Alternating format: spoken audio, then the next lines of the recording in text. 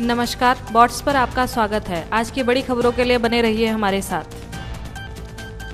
शुवेंदु अधिकारी के पीए चंद्रनाथ राठ की गोली मारकर हत्या। बंगाल में चुनाव बाद हिंसा। पश्चिम बंगाल में बीजेपी की ऐतिहासिक जीत के महज 48 घंटे बाद विपक्ष के नेता शुवेंदु अधिकारी के पीए चंद्रनाथ राठ को बुधवार रात मध्यम ग्राम उत्तर 24 परगना में बाइक सवार बदमाशों ने करीब से गोली मारकर हत्या कर दी। उनके वाहन को एक फर्जी नंबर प्लेट वाली गाड़ी से रोककर 3 गोलियां मारी गई। राठ के ड्राइवर को भी गोली लगी। बीजेपी ने इसे टीएमसी की सुनियोजित साजिश बताते हुए सीबीआई जांच की मांग की।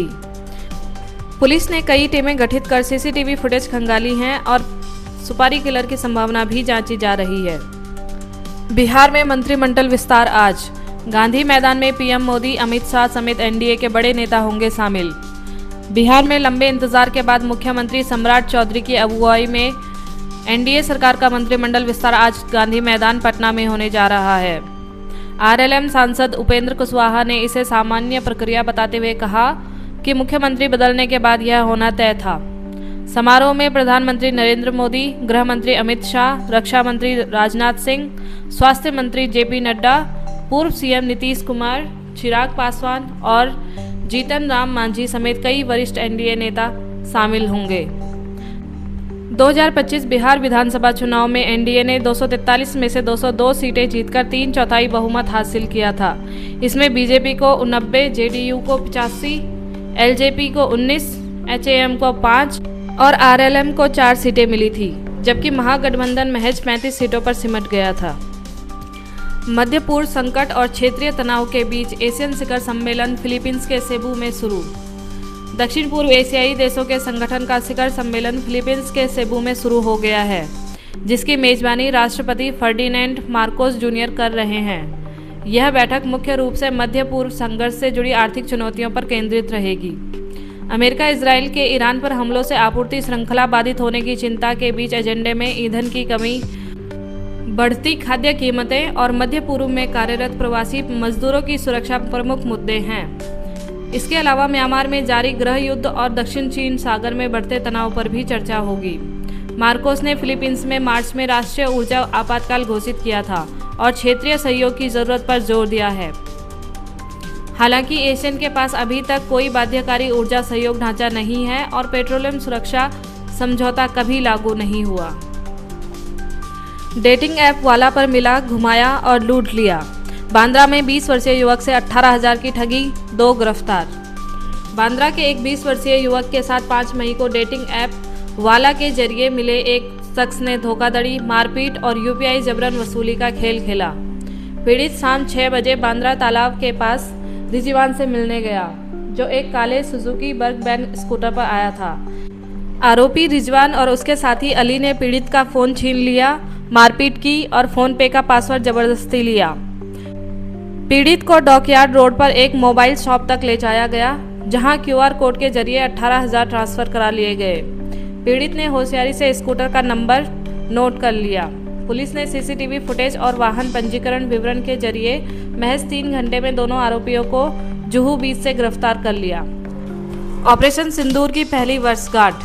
पीएम मोदी ने वीर सैनिकों को किया नमन, आतंकवाद मिटाने का संकल्प दोहराया। ऑपरेशन सिंदूर की पहली वर्षगांठ पर प्रधानमंत्री नरेंद्र मोदी ने भारत के वीर सैनिकों के अदम्य साहस और देशभक्ति को नमन किया। पीएम मोदी ने सोशल मीडिया प्लेटफॉर्म एक्स पर लिखा, 1 साल पहले ऑपरेशन सिंदूर के दौरान हमारी सेनाओं ने अद्वितीय साहस, सटीकता और दृढ़ संकल्प का प्रदर्शन किया।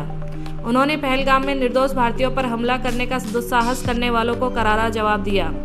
पूरा राष्ट्र हमारे वीर जवानों के शौर्य को सलाम करता है।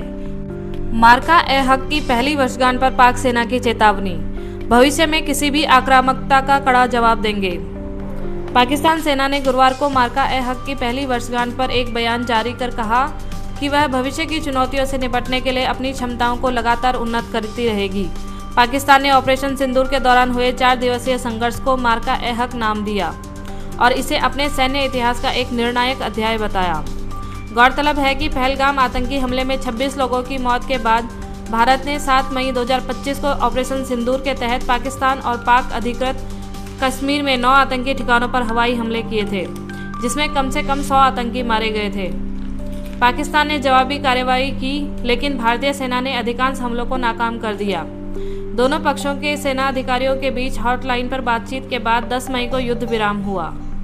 पाकिस्तान सेना के रावलपिंडी बयान में कहा कि पाकिस्तान शांति प्रिय देश है, लेकिन किसी भी आक्रामकता का जवाब पिछले साल से भी ज्यादा ताकत, सटीकता और दृढ़ता से दिया जाएगा। बीसीसीआई ने बेंगलुरु से छीनी मेजबानी, अब अहमदाबाद में होगा आईपीएल 2026 का फाइनल। बीसीसीआई ने आधिकारिक तौर पर आईपीएल 2026 के फाइनल को बेंगलुरु से हटाकर अहमदाबाद के नरेंद्र मोदी स्टेडियम में स्थानांतरित कर दिया, जो 31 मई को होगा। हालांकि बोर्ड ने दिशा निर्देशों और प्रोटोकॉल को कारण बताया है, लेकिन रिपोर्टों से पता चलता है कि टिकट आवंटन पर राजनीतिक खींचतान ने इस निर्णय को प्रभावित किया है।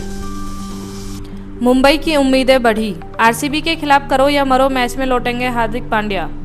मुंबई इंडियंस के कप्तान हार्दिक पांड्या के पिछले मैच में पीठ में खिंचाव के कारण बाहर रहने के बाद रायपुर में आरसीबी के खिलाफ महत्वपूर्ण मुकाबले में लौटने की उम्मीद है। चूंकि एमआई अंक तालिका में 9वें स्थान पर है, इसलिए प्लेऑफ की धुंधली उम्मीदों को बचाने के लिए पांड्या की वापसी टीम के लिए बेहद जरूरी मानी जा रही है। कपूर कोनोली ने रचा इतिहास, आईपीएल के सबसे युवा विदेशी शतकवीर बने।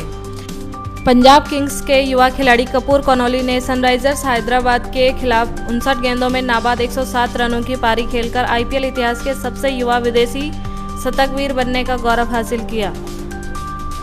236 रनों के विशाल लक्ष्य का पीछा करते हुए कोनोली की बहादुरी के बावजूद पीवीकेएस 33 रनों से हार गई।